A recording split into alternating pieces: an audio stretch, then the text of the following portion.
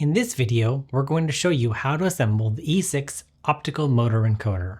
The E6 is often installed on NEMA 23 or 34 motors. We set up this assembly using a NEMA 34 motor. Place the base onto the mounting surface. Be sure that the bottom of the centering tool is flush with the mounting surface, and then tighten the mounting screws. We suggest you keep your finger on the centering tool while securing the screws. We didn't in this case so that you could see what we were doing.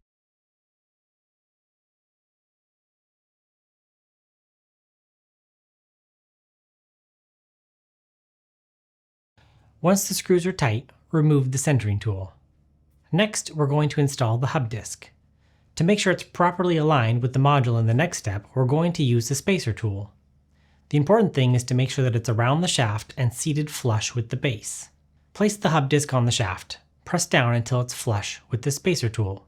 Tighten the set screw with the provided hex wrench while pressing down on the hub. Once it's secure with 2 to 3 inch-pounds of torque, remove the spacer tool. For our 10-pin version with the E6, press the line driver onto the module pins until it stops against the module. To avoid injury, be careful when installing the module and line driver as the pins are quite sharp. With the E6, the module is seated on the base with the thicker portion on the bottom.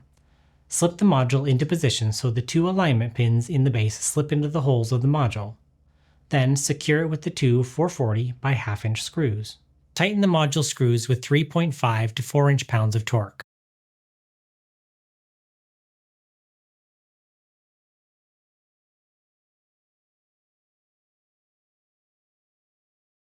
Next, place the cover over the assembly and secure it with the 2 440 by 5/8 inch flathead screws. Tighten the cover screws with 2 to 4 inch-pounds of torque.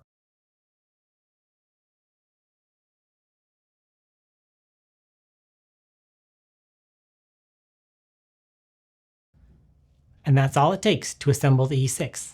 Finally, you connect your motor and encoder up to verify that everything is working as expected.